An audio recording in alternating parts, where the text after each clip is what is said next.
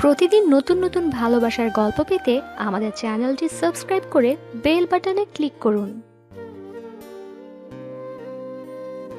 এই আহাম্মকের বাচ্চা হলো তোর? আরে আহাম্মক, আর একটু। ওই আমি আহাম্মক? তুমি তো নিজে আমাকে বললে আহাম্মকের বাচ্চা। ফালতু প্যাচাল বাদ দিয়ে তাড়াতাড়ি কর। কেন এত তাড়াহুড়ার কি আছে? বউ মনে হচ্ছে পালিয়ে যাচ্ছে। বউ পালাচ্ছে না, লগ্ন পালিয়ে যাচ্ছে, বুঝলি? বুঝেছি। বুঝলে তাড়াতাড়ি আয়। এতক্ষণ যে দুই আহাম্মকের কথা শুনছিলেন তারা সম্পর্কে বাবা ছেলে। ছেলেটা আমি, আমাদের পরিবার বলতে আমি আর বাবা। আর আমার বাবা আমাকে হুঁশিয়ারি দিচ্ছিলেন তাড়াতাড়ি রেডি হতে, কারণ আজ বাবার জন্য বৌমা আনতে যাচ্ছি। বাড়িতে এতদিন আমি রান্না করতাম, কিন্তু চাকরি হওয়াতে রান্না করার সময় পাচ্ছি না, তাই বাবা আমাকে বিয়ে দেওয়ার সিদ্ধান্ত নিয়েছেন। আমি আর বাবা খুব ফ্রেন্ডলি। একটা মজার বিষয় হলো, আমার যার সাথে বিয়ে হচ্ছে তার একটা জেরক্স কপি আছে। তারা জমজ, আর দুজনেরই আজ একসাথে বিয়ে। সাজগোজ করে বরবেশে রওনা দিলাম বিয়ে বাড়ি। আমরা দুই আহাম্মক এক গাড়িতে, বাকিরা পেছনের গাড়িতে। বড় আহাম্মক আমাকে জ্ঞান দিতেই আছে, এটা করবি না, ওটা করবি না, ইত্যাদি ইত্যাদি। যাক, অবশেষে বিয়ে বাড়িতে এসে পৌঁছেছি। গেটের সামনে আমাকে বসানো হলো। পাশে আমার হাত চেপে ধরে আছে বড় আহাম্মক। জিজু, শরবত নিন। আগে ওনাকে দিন। আচ্ছা, আপনি মিষ্টি খান? আগে ওনাকে দিন। সব যদি ওনাকেই আগে দিতে হয় তাহলে বিয়েটা আগে ওনাকেই দিতেন। আপনি কেন আগে এসেছেন? উনি বিয়ে না করলে আমি এখানে আসতাম নাকি?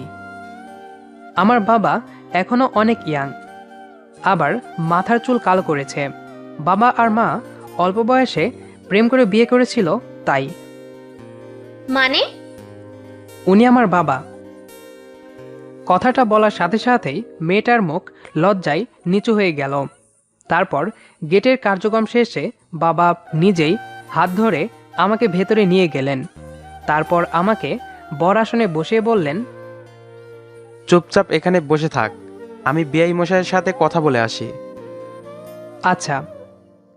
আজকে যেহেতু হবু শ্বশুরের দুই মেয়ের বিয়ে, সেজন্য বর আসন দুইটা বরের জন্য। বেশ কিছুক্ষণ ধরে বসে আছি, কিন্তু পাশের বর আসন এখনো খালি। ওদিকে বাবাও সেই গিয়েছে আর আসছে না। বসে থেকে থেকে আমার কোমর ব্যথা হয়ে গিয়েছে, তাই একটু উঠে দাঁড়ালাম। তখনই বাবা এসে দাঁড়ালো। বাবা, আর কতক্ষণ বসবো? বিয়েটা কখন শুরু হবে? একটু অপেক্ষা কর, আরেকবার আসুক, তারপরে একসাথে বিয়ে শুরু হবে। তো তিনি কখন আসবেন? একটু অপেক্ষা কর, চলে আসবে। সেই কখন থেকে তো অপেক্ষা করেই যাচ্ছি। আচ্ছা তুই বস, আমি শুনে আসি ওদের খবর কি। যাও। অতঃপর বাবা চলে গেলেন। তার 5 মিনিট পর একটা ছেলে আমাকে নিয়ে একটা রুমে দিয়ে চলে গেল। সেখানে ছিল আমার বাবা আর হবু শ্বশুর। তানভীর, একটা সমস্যা হয়ে গেছে। কি সমস্যা? আরেক ছেলেপক্ষ বিয়ে করতে আসছে না বলে জানিয়েছে। আসবে না কেন? কারণ কি? মানে বিআই মশাইয়ের বড় মেয়ে, মানে তোর শালিকা, কখনো মা হতে পারবে না।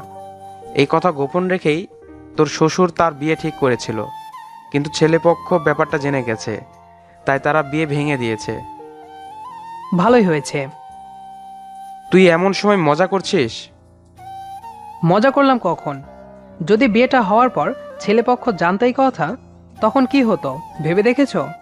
তখন মেয়েটাকে তারা কষ্ট দিয়ে মারতো। তা অবশ্য ঠিক বলেছিস, কিন্তু এখন কি করা যায়? এদিকে বিআই মশাইয়ের দুই মেয়েই বিয়ের জন্য প্রস্তুত। এখন এই মুহূর্তে বড় মেয়েটার বিয়ে না হলে লগ্নভ্রষ্ট হবে। আমার হবু বউ আর শালি আধা ঘন্টার ছোট বড়। তো এখন কি করবে? আমি বলি কি, তুমি দুজনকেই বিয়ে করে নাও। আমার মনে হয় এটাই ভালো হবে। কিন্তু বাবা, আগে ওদের মতামত নেওয়া দরকার। যদি ওরা রাজি না থাকে? বাবা, তুমি শুধু বলো তুমি রাজি আছো কিনা। দেখুন, আমার কিছুই বলার নাই, বাবা যেটা বলবে সেটাই। বেআই মশাই, আপনি মেয়েদের নিয়ে আসুন। আচ্ছা। অতঃপর আমার বিয়ে হলো দুজনের সাথেই। সমস্যা হলো এরা দুজনই একদম একরকম দেখতে। এমন কোনো বৈশিষ্ট্য এখনো পেলাম না এদের চেনার। প্রাইভেট কারে বাড়ি ফিরছি, দুই পাশে দুই বউ আর মাঝে আমি। সামনে ড্রাইভারের পাশে বড় আহাম্মক। এই বড় আহাম্মক, এসি ছাড়তে বলো, গরম লাগছে। এই বেয়াদব, সব জায়গাতেই ফাজলামি। দেখছিস না এখানে বৌমা রয়েছে, ভদ্রভাবে কথা বলতে পারিস না? ভুল বললে, বৌমা নয় বৌমারা, কারণ আমার বউ দুইটা। সো এক বচন বললে হবে না, বহু বচন বলতে হবে। ফাজিল, মেয়েটা তক্তা বানিয়ে দেব। আর আমার বউ দুইটা মনে হয় বসে থাকবে। চুপ করবি তুই? আচ্ছা, করলাম। অতঃপর বাড়ি পৌঁছে ড্রেস চেঞ্জ করলাম, তারপর একটু ঘোরাঘুরি করছিলাম। তখন বাবা আমার হাত ধরে আমার রুমের সামনে নিয়ে আসলো। এই আহম্মক, রুমে যা। আমি একটু ছোট ঘরে যাব। ঘরের ভিতরে ছোট ঘর যাওয়ার জায়গা আছে, ওখানে যাও, কিন্তু ঘরে যাও। আমার রুমের সাথেই অ্যাটাচড বাথরুম। বলেই বাবা আমাকে ঘরে ঢুকিয়ে দিলেন। ঘরে ঢুকতেই দুই বউয়ের একজন যা বলল তা শুনে আমার বেহুশ হওয়ার অবস্থা। বাসর ঘরে ঢুকে দেখি দুই বউ গল্প করছে। আমাকে দেখে তারা গল্প করা বন্ধ করলো। তারপর নিধি বলল, জিজু আসেন, সে কখন থেকে বসে আছি। আয় হাই, এই মেয়ে কয় কি, নিজের বরকে জিজু বলে কেউ? জিজু কি ভাবছেন? এই মেয়ে কি বাজে বকছ? আমি তোমার জিজু লাগি? লজ্জা করে না নিজের বরকে জিজু বলতে? এ মা, লজ্জা লাগবে কেন? আপনি আমার আপুর বর, সেজন্য জিজু বলতেই পারি। শুধু আপুর বর, তোমার বর না? হ্যাঁ, আপু আমার দুজনের বর। নিধি, ফাজলামি বন্ধ করবি তুই? আচ্ছা। তোমরা যাও, চেঞ্জ করে ফ্রেশ হয়ে নাও। অতঃপর রিধি আর নিধি দুজনে এক এক করে ফ্রেশ হয়ে নিল। আমি বাইরে থেকেই ফ্রেশ হয়ে এসেছিলাম, তাই আমি খাটের এক পাশে শুয়ে পড়লাম। আমরা কোথায় ঘুমাবো? কেন, বিছানাতে অনেক জায়গা আছে, দুজনে শুয়ে পড়ো। না, তুমি মাঝে আর আমরা দুজন দুপাশে। আমাকে চেপে ধরে মারার চিন্তা? ও তাই? অতঃপর নিধি জোর করেই আমাকে খাটের মাঝে শোয়ালো। তারপর দুজন দুপাশে, আর বাকিটুকু ইতিহাস পাতিহাস। অতঃপর ভোরবেলায় ঘুম ভেঙে গেল। প্রতিদিন আমি ভোরবেলাতেই ঘুম থেকে উঠি, কারণ ভোরের বাতাস আর পরিবেশ আমার খুব ভালো লাগে, তাই একটু হাঁটাহাঁটি করি। কিন্তু আজ মনে হয় তা আর হবে না। রিধি নিধি যেভাবে চেপে ধরে আছে, উঠতেই পারছি না। রিধি নিধি, আমাকে ছাড়ো। এত সকালে চিল্লাও কেন? ঘুমাও। ছাড়ো আমাকে, বাইরে যাব হাঁটতে। এখন যেতে হবে না, পরে যেও। না, এখনই যেতে হবে। এত সকালে বাইরে কি করবে? এখন আরাম করে ঘুমাও, আমাকেও ঘুমাতে দাও। ভোরের পরিবেশ অনুভব করতে যাব বাইরে। আর কি বললে, আরামে ঘুমাতে? তোমরা দুজন যেভাবে কোলবালিশ বানিয়ে রেখেছো, তাতে আরামে ঘুমাবো কিভাবে? ধুর, যাও, একটু ঘুমাতে দাও। নিধি আমাকে ছেড়ে দিয়ে অন্য পাশে ফিরে শুলো, কিন্তু রিধি তখনও আমাকে জড়িয়ে ধরে আছে। তাই রিধিকে ডাক দিলাম, রিধি ওঠো, আমাকে ছাড়ো, ওঠো। রিধি আমার ডাক শুনে তাড়াতাড়ি ছেড়ে দিল। কোথায় যাবে? বাইরে যাব হাঁটতে। ওহ আচ্ছা, তাড়াতাড়ি ফিরে এসো। তারপর আমি বিছানা থেকে নামলাম, আমার সাথে সাথে রিধিও নামলো। তাই বললাম, কি হলো, তুমি উঠছো কেন? তুমি ঘুমাও। এখন ঘুমালে কাজ করবে কে? বাবা করবে। বিয়ের আগে বাড়ির সকল কাজ বাবা করত, আর আমি শুধু রান্না। আমি থাকতে বাবা কেন করবে? আমিই সব করব। আচ্ছা, নিধিকেও নিয়ে যাও, দুজনে কাজ করলে সহজ হবে। না থাক, ও ঘুমাক, ও পারবে না এসব করতে। ওকে। রিধি বাড়ির কাজগুলো করতে শুরু করলো। আমি বেরিয়ে গেলাম। রাস্তায় এক বন্ধুর সাথে দেখা। আমাদের এখানে শ্বশুর বাড়ি, ওর বাড়ি ঢাকা। ঢাকাতে একসাথে পড়তাম। কিরে জামাই, এত সকাল সকাল শ্বশুর বাড়ি? আরে দোস্ত, রাতে গাড়িতে উঠেছিলাম, আস্তে আস্তে ভোর। তা কি মনে করে? জামাই আদর খেতে এলাম, জামাই ষষ্ঠীতে। ঋতু বলল বিয়ে করেছিস? এক সময় বউদের দেখে যাস। বউদের মানে? কেন, ঋতু বলেনি একসাথে দুই বোনকে বিয়ে করেছি? কসকি মামা, কেমনে কি? বাড়িতে আসিস, সব বলবো। ওকে। অতঃপর বন্ধুকে বিদায় দিয়ে বাড়িতে এলাম। এসে দেখি টেবিলে নাস্তা সাজানো। ড্রেস পাল্টানোর জন্য ঘরে গেলাম। দেখি নিধি এখনো ঘুমাচ্ছে। এই যে মহারানী, ওঠেন, এদিকে নাস্তা ঠান্ডা হয়ে যাচ্ছে। উঠছি, যাও। 5 মিনিটের ভেতরে ওঠো। হুম। নিধিকে ডেকে ওয়াশরুমে গেলাম। তারপর ড্রেস পাল্টিয়ে ঘরে এলাম। এসে দেখি নিধি খাটের ওপর বসে আছে। তাই নিধিকে ওয়াশরুমে পাঠিয়ে বাইরে এসে ডাইনিং টেবিলে বসলাম। তখন বাবা বলল, নিধি বৌমা কোথায়? ওয়াশরুমে গেছে, আসছে। কিছুক্ষণ পর নিধি আসলো। তারপর সবাই একসাথে নাস্তা করলাম। সারাদিন কিভাবে কেটে গেল টেরই পেলাম না।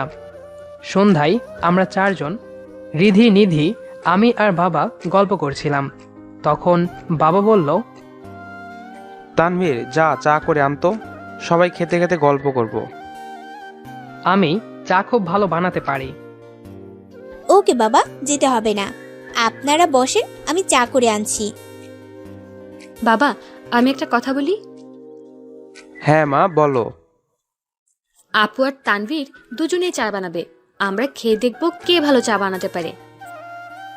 আইডিয়াটা বেশ ভালো। তাহলে নিধিমা আর তানভীর, তোমরা এখনই কাজে লেগে পড়ো। ওকে। অতঃপর দুজনে রান্নাঘরে এসে চা তৈরি করে নিয়ে আসলাম।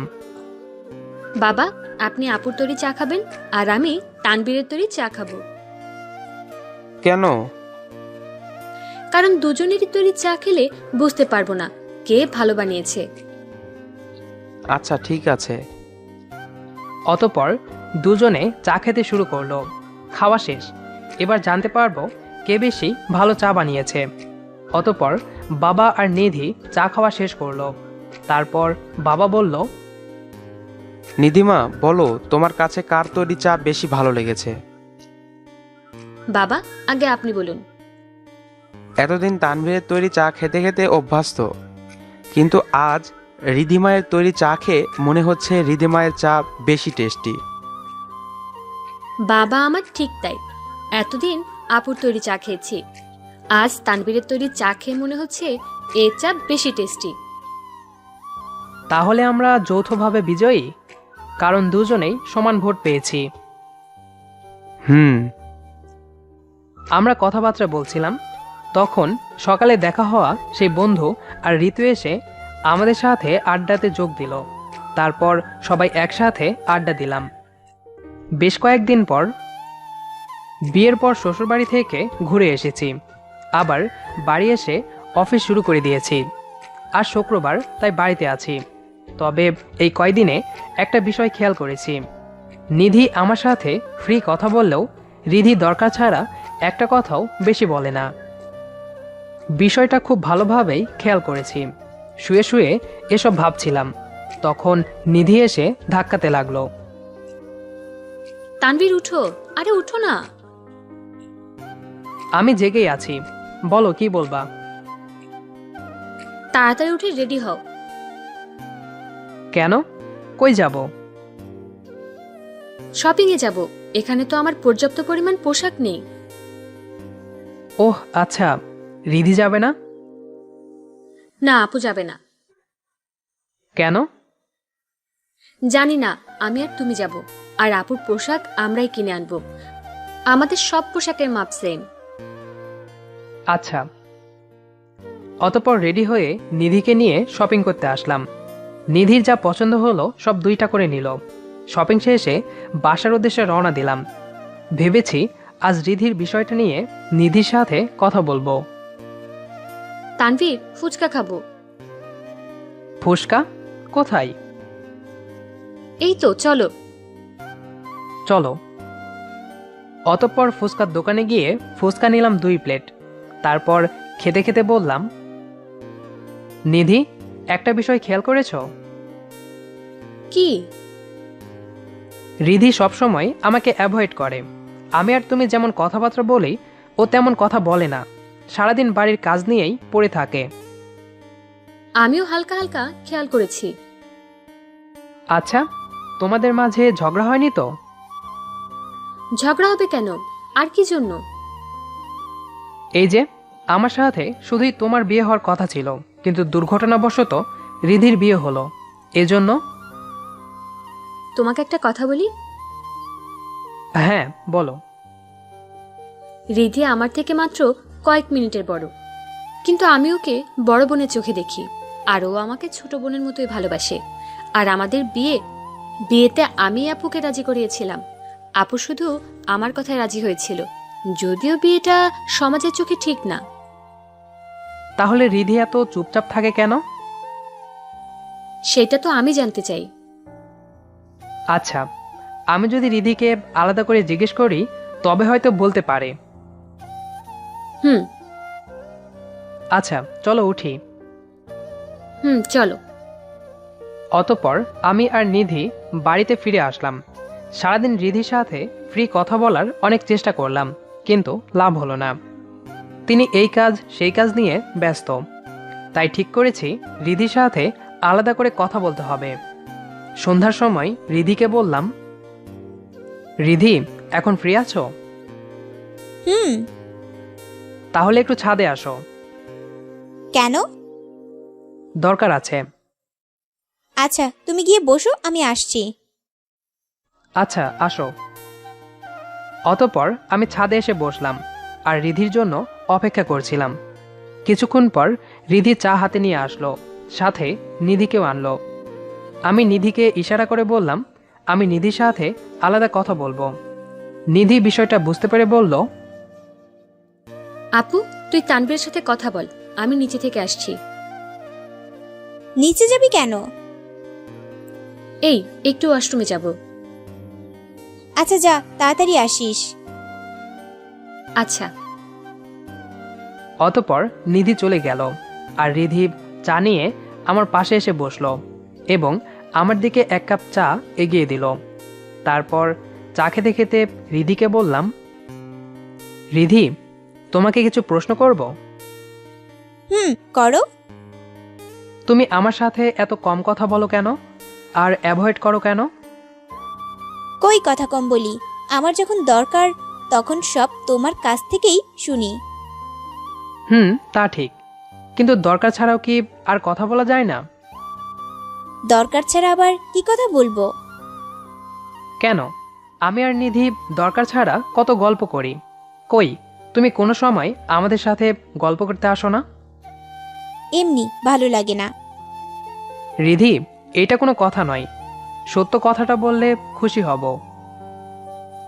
আসলে দেখো, নিধির সাথে শুধু তোমার বিয়ের কথা ছিল, কিন্তু দেখো আমি এতটাই অলক্ষী যে আমার বিয়েটা যার সাথে ঠিক হলো তার সাথে তো হলোই না, বরং নিধির সংসারে ভাগ বসালাম। কিন্তু আমি চাই না নিধির ভালোবাসাতে ভাগ বসাতে, তাই আমি নিজের মতোই থাকি। বাহ আপু, তুই আমাকে এতটা স্বার্থপর ভাবিস? আমি কখনো তোকে এসব নিয়ে কিছু বলেছি? আমি কি তোর এতটাই পর? না রে বোন, তুই আমার সব থেকে আপন। তাহলে তুই নিজে থেকে এসব আবল তাবল ভেবে আমাকে স্বার্থপর বানিয়ে দিলি কেন? না, তুই স্বার্থপর হবি কেন? তুই তো আমার মিষ্টি বোন। তাহলে বল, এখন থেকে আমাদের সাথে আড্ডা দিবি, গল্প করবি, একসাথে ঘুরতে যাবি। আচ্ছা যাব, এবার খুশি? হুম। কিন্তু আমি খুশি না। কেন? আমি এখনো আদর পাইনি। অতঃপর দুই বউ দুই গালে। মুয়া। আমাদের আজকের গল্পটি কেমন লেগেছে সেটি অবশ্যই কমেন্ট করে জানাবেন। আর গল্পটি যদি ভালো লেগে থাকে তাহলে অবশ্যই আপনার বন্ধুদের সাথে শেয়ার করবেন। ধন্যবাদ সবাইকে।